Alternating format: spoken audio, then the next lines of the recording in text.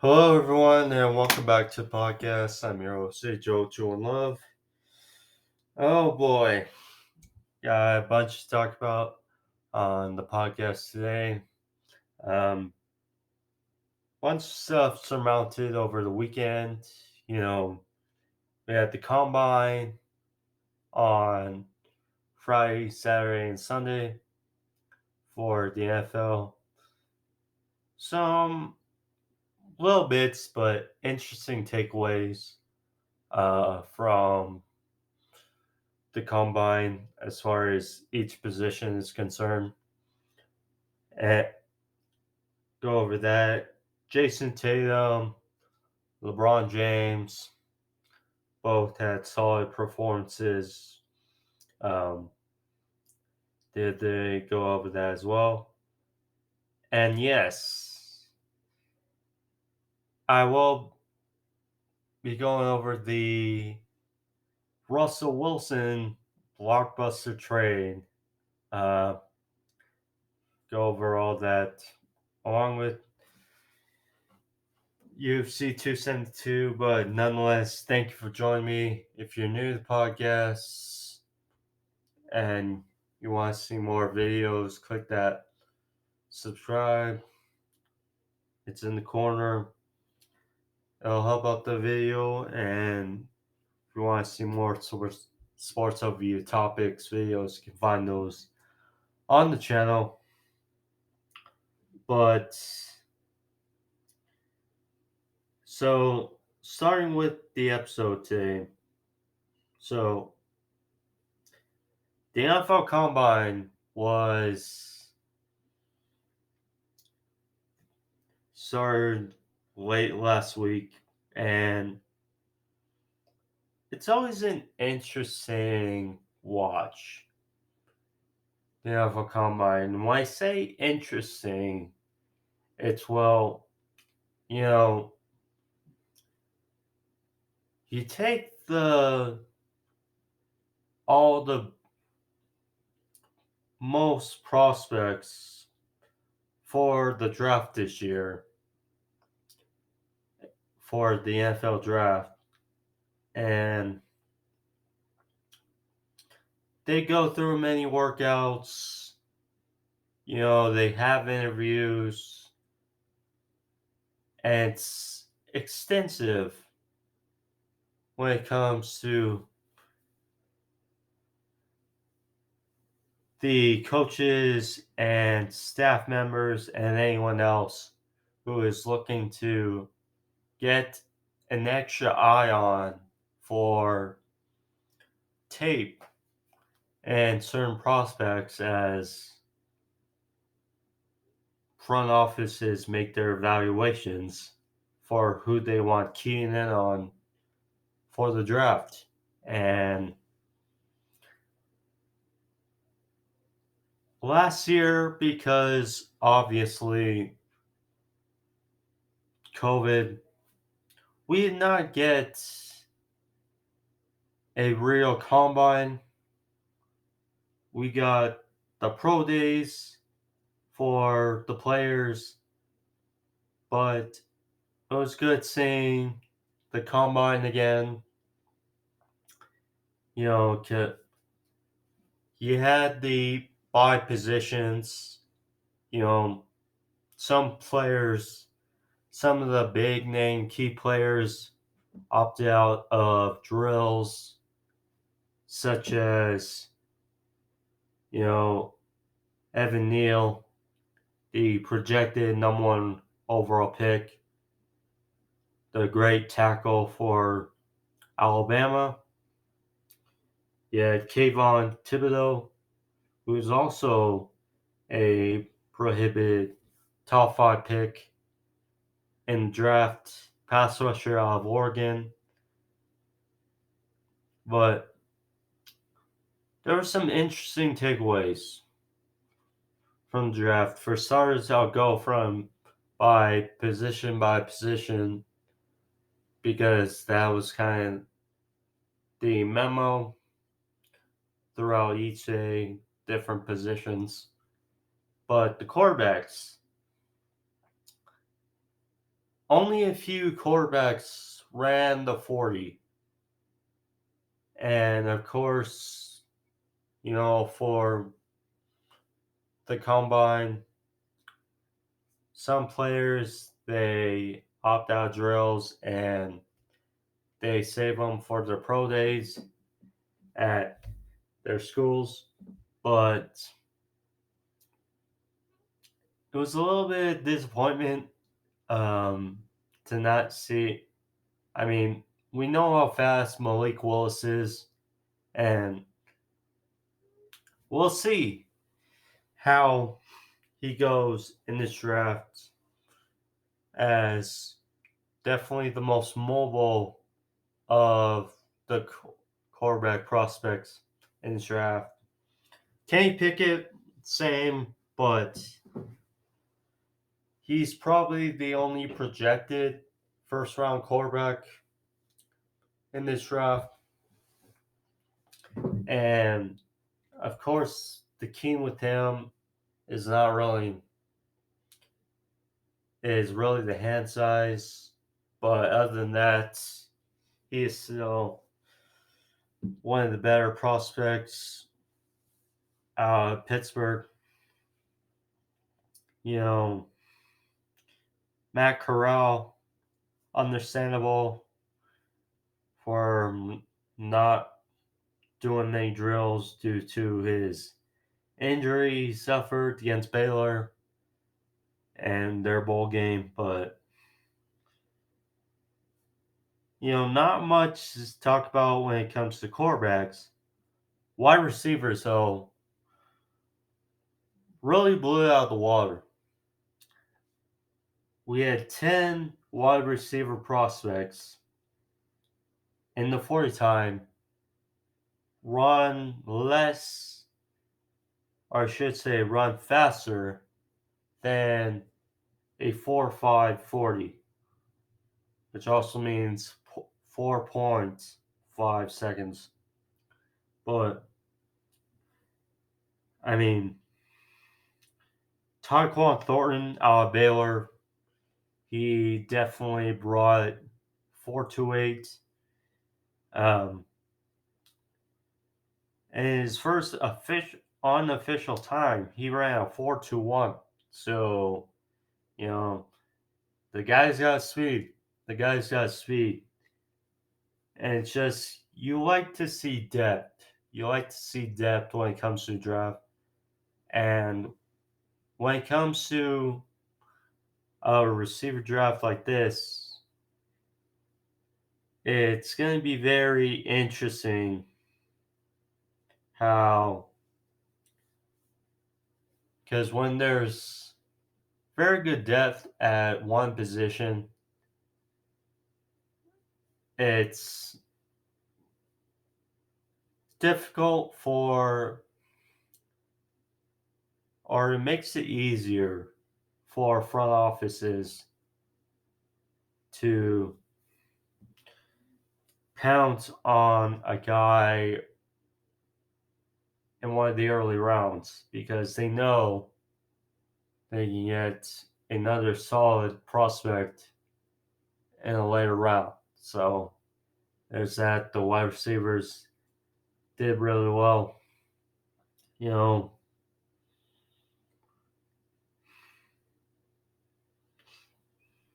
The running backs,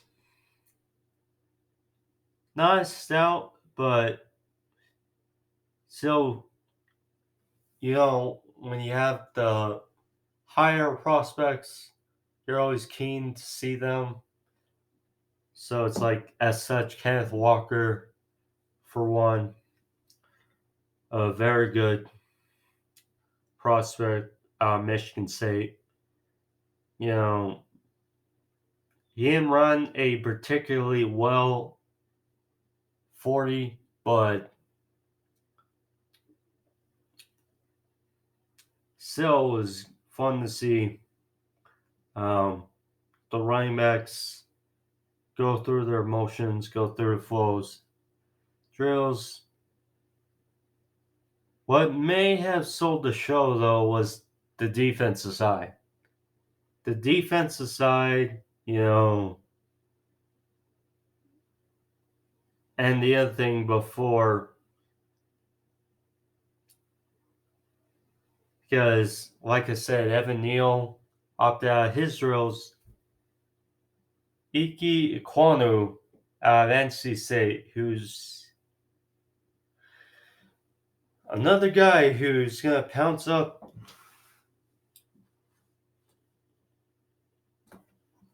this the draft board for certain player or certain teams as far as the offense line goes.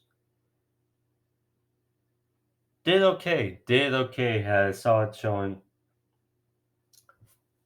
But defense is when it really sold the show. Jordan Davis, a mountain of a dude, nearly 300 pounds, ran a 4.840. A 4.840, you know, set a record for a 300-pound player doing a broad jump, 10 centimeters or 10 meters, however you call it. But, geez, the way he had Trayvon Walker, his teammate, also did great. Ran a 4.51. You know, geez, he 270 pounds, and he did really well. Aiden Hutchinson, who was the top Heisman candidate for defense this season out of Michigan, he had a solid showing in the combine as well. But good to see. As well as Sauce Gardner, Kyle Hamilton. Good to see.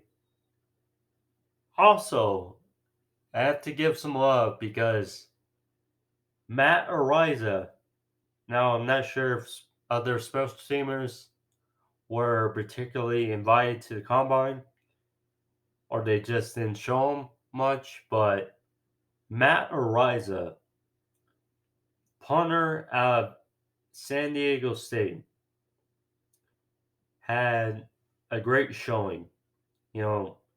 He has a big leg, big leg. He can punt for nearly 100 yards. Um, and he can kick field goals as well. He showed online kicking a 70-yard field goal. So he's multi-dimensional as far as special teams goes, whether it's the punting aspect or a kicking aspect. So gonna be interesting to see where teams opt for him. Because we saw this past season Evan McPherson for the Bengals. He had a record year for kickers with 50-plus yard field goals. And I mean, you could say they don't make the Super Bowl without him.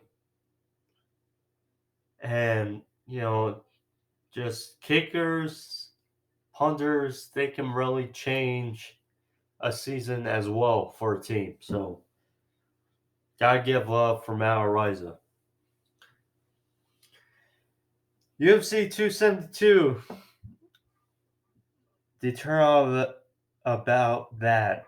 So, Colby Covington in the main event faced off against his former friend, former teammate, Jorge Game Red Masvidal.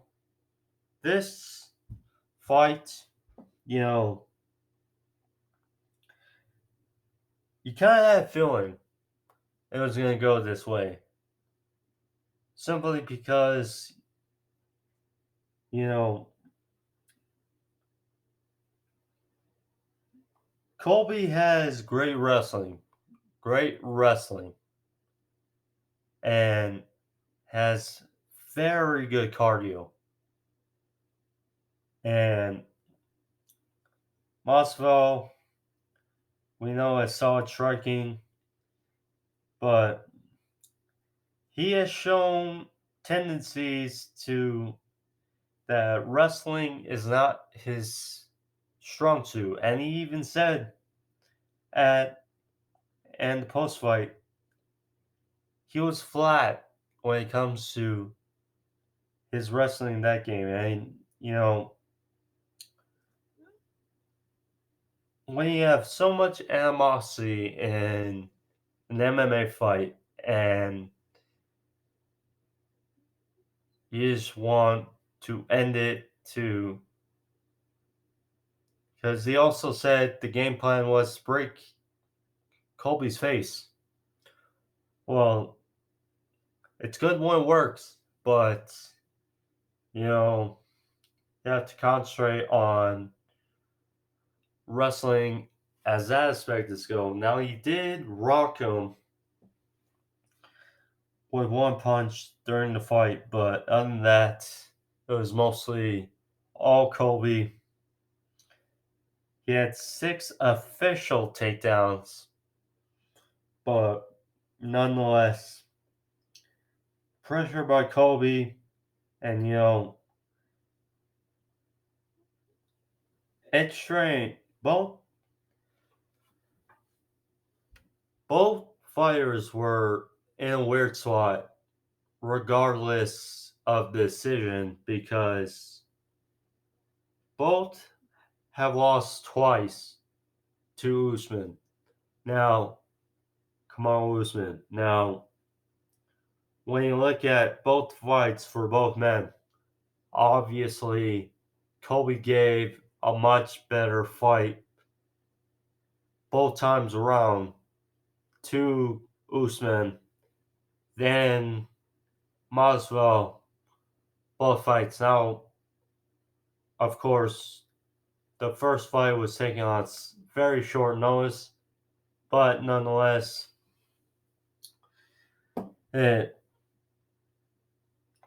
just how it goes. And Masvidal, it's a little difficult. It's gotta be, he's not gonna hear the end of this after all the trash talk, all that was going into this fight.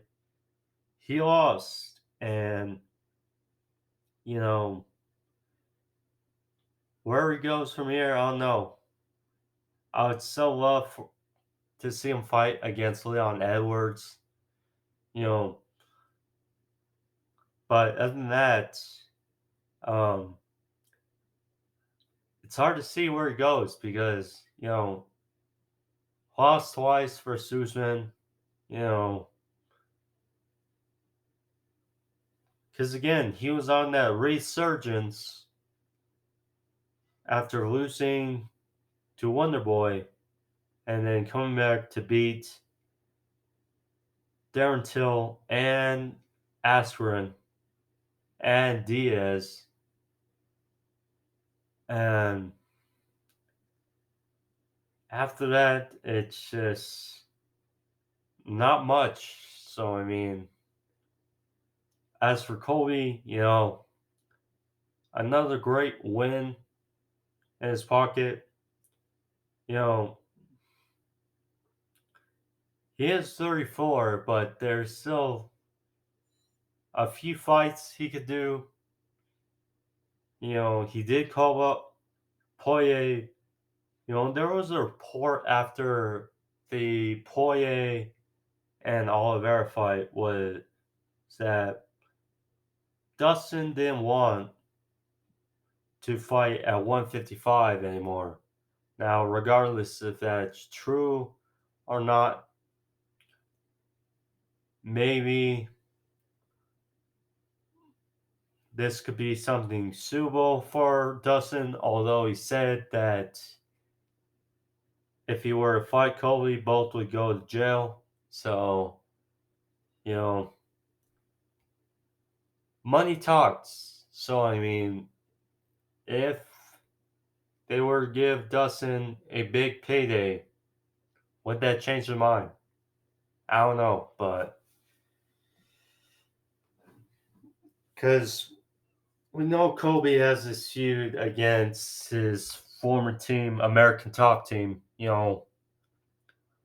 with stuff that Masvidal said, with what Joanna Jędrzejczyk has said, Dustin has said, Arlovsky, etc. Dan Lambert was interviewed earlier or the other day, and he mentioned how the animosity and this stuff. He didn't show too much hate, or he didn't show hate like his fellow fighters have shown, but yeah, it's definitely not good. Definitely not good. But good win for Colby. Bad taste for Maso. Now, Jayson Tatum. Jayson Tatum. You know, as a Celtics fan, you know,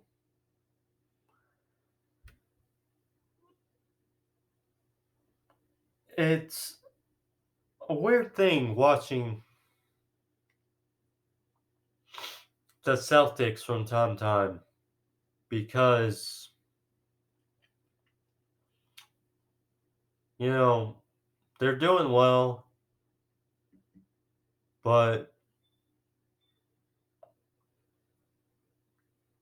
Jason Tatum, Jaylen Brown saw it, but there's not really a guy that is that much of an alpha. But Tatum, he has tied Larry Bird as far as the most 50-point games ever by a Celtics player. And I mean,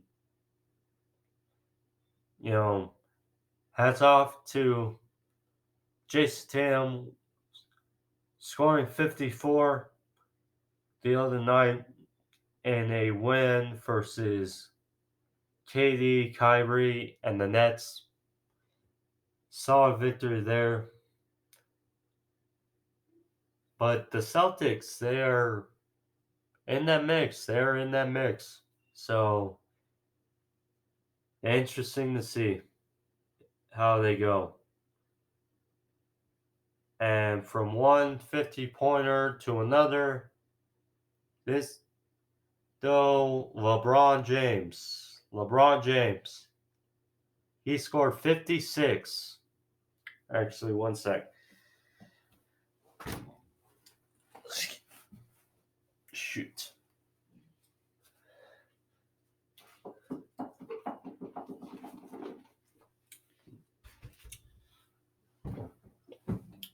LeBron James. All right, now I'm back. Scored 56 points and a comeback win versus the Golden State Warriors, who have hit kind of a stud or a roadblock, as it seems, in their season. They've been on a skid, but LeBron powered through. You know, I understand, you know, why people can be a bit or skeptic as far as LeBron, because I mean, this is what his.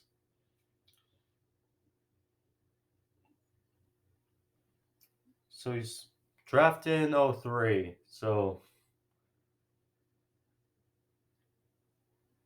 his 19th season? 19th? But I mean, LeBron to be continuing doing this and, you know, with all he talks about and how much the media loves him, I can understand when people can be pretty much exhausted of LeBron. And I get it. You know, LeBron has done this, been in the game for a long time. You know, one of the main things when you look up on TV, you see who's better debates between, you know, LeBron, Michael Jordan, etc. I mean, it's a bit much for people. But LeBron, to have a performance like that, stellar for him, good to see. I mean, the Lakers' problem is, I will say, because, you know, they have Carmelo, they have Russell Westbrook, you know, Anthony Davis, who is still hurt. So, I mean, Dwight Howard, you know, I understand that the problem with the Lakers is they got rid of Brendan Ingram, Lonzo Ball, and Kyle Kuzma, who have all done really well. You know, Brendan Ingram has had a solid season for the Pelicans. You know, Lonzo, he was having a really good season with the Bulls until he got hurt.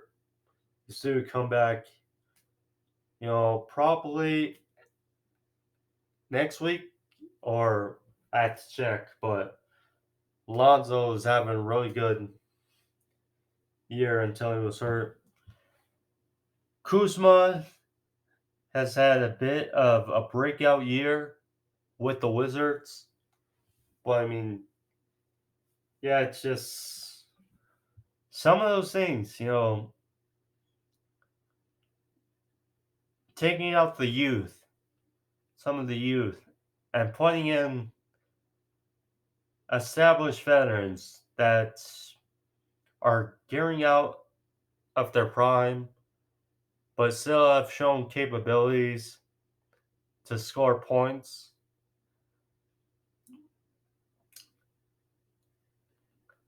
It's a bit out of it's been out of sorts for Lakers this season.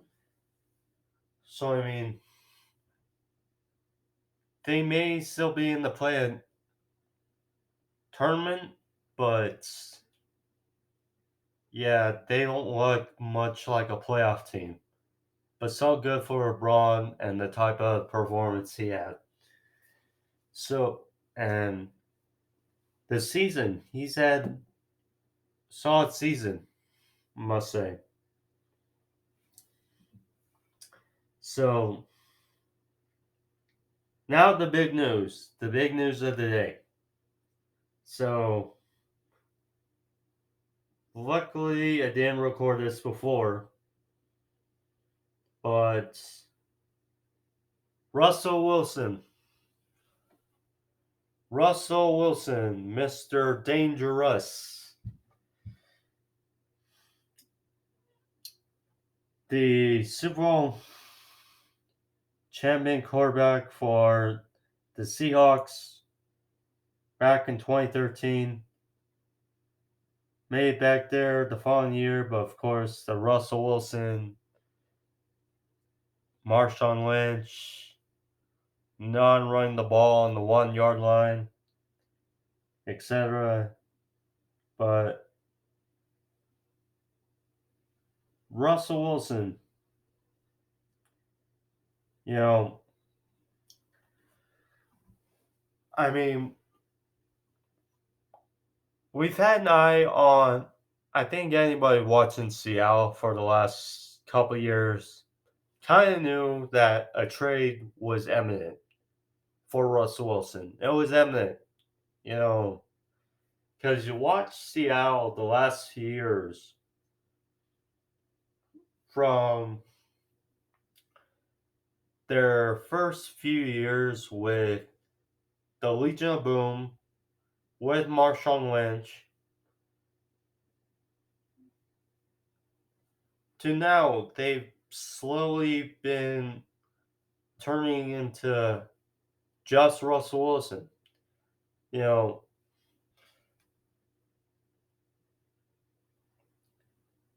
really, they have not been quite the same since the Max Unger to for Jimmy Graham trade right after they lost the Super Bowl to the Patriots. That was kind of the start of this Russell Wilson. You know, it's him. And then we see Russell Wilson, you know, getting hit more. He has to run more. He has to make something more out of nothing. And then Marshawn Lynch got hurt. And then he retired, came out with the Raiders, retired again, came back for a spurt with the Seahawks a couple years ago, but that was it, and retired again. But, you know, defense got older, you know, Cam Chancellor got hurt, Earl Thomas got hurt, he left to Baltimore, you know, it just, and the offense line, leak year, it just, I'm glad for him. I'm glad for Russell Wilson, you know, but I wouldn't say that, I would say this trade is a win for both sides. So, enough about Russell Wilson. So, let's go into details first. So,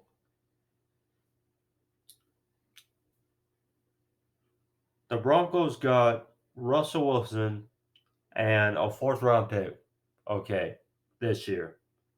So, the Seahawks got 2 first rounders, 2 second rounders, Drew Lock, Noah Fant, and Shelby Harris. Now, first for the Broncos side, I love for this trade that they didn't have to give up any of their really good receivers. They kept all of them intact. You know, Cortland Sutton, KJ Hamler, and Jerry Judy. They kept them all. Yes, they had to give up Fant, but I would rather have kept those 3 than, Fant.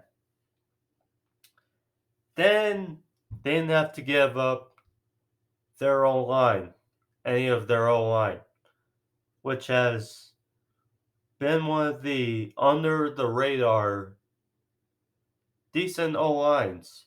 You know, Garrett Bowles, Dolan Reisner, Quinn Miners, who they acquired in the draft last year. I mean, they got some solid guys up front. So I'm glad that obviously Russell Wilson is going to a better O line. That's for certain. And he's got some solid receivers. Javonte Williams, who was arguably the best rookie running back last season, arguably. Got him, well, besides Najee Harris, but you had him, Melvin Gordon, who we'll see about him. So, I mean, yeah, offense stayed mostly intact. For the Seahawks, you know,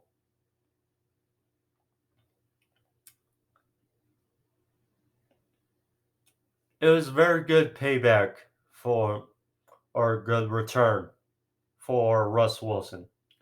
2 firsts, 2 seconds. Drew Lock, okay,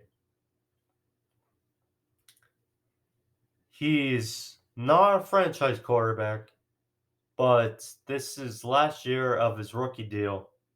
So, and with Geno Smith situation, that they may have a prove it deal.